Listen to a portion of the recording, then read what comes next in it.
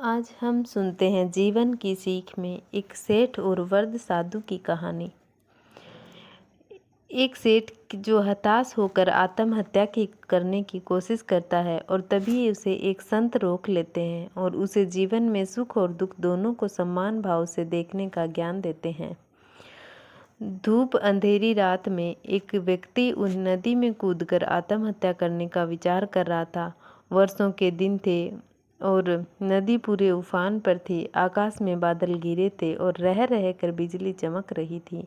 वो शख्स काफ़ी धनी था, लेकिन अचानक हुए घाटे से उसकी सारी संपत्ति चली गई थी। उसके भाग्य का सूरज डूब गया था। चारों ओर निराशा ही निराशा थी और भविष्य नजर नहीं आ रहा था। उसे कुछ सूझ नहीं रहा था कि क्या करें, तो उसने स्वयं को समाप्त करने का विचार कर लिया और नदी में कूदने के लिए जैसे ही चट्टान की छोर पर खड़ा होकर वह अंतिम बार ईश्वर का स्मरण करने लगा, तभी दो बुजुर्ग परंतु मजबूत बाहों ने उसे रोक लिया। बिजली की चमक में उसने देखा कि एक वृद्ध साधु उसे पकड़ते हुए हैं। उस वृद्ध ने उससे निराशा का कारण पूछा और किनारे लाकर उसकी सारी कथा सुनी। फिर हंसकर बोला, तो तुम ये तस्वीर करते हो कि पहले तुम सुखी थे। सेठ बोला, हाँ, मेरे भाग्य का सूर्य पूरे प्रकाश से चमक रहा था जब और मान सम्मान और संपदा थी। अब जीवन में सिवाय अंधकार और निराशा की कुछ भी शेष नहीं रहा। वृद्ध भी फिर हंसा और बोला, दिन के बाद रात्रि है और रात्रि के बाद दिन।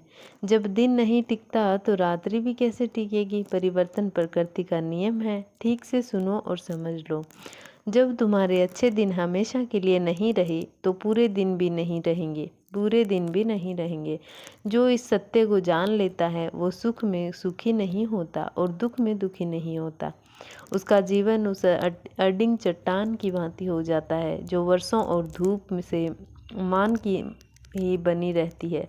सुख और दुख तो जीवन असंभव में है। समझ लो कि उसने स्वयं को जान लिया। सुख दुख तो आते जाते रहते हैं, यही प्रकृति की गति है।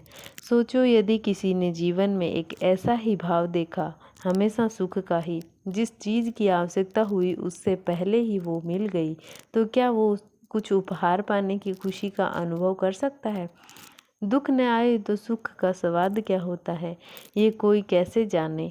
इसीलिए जीवन में सुख और दुख दोनों जरूरी हैं। जो इस शाश्वत नियम को जान लेता है उसका जीवन बंधनों से मुक्त हो जाता है।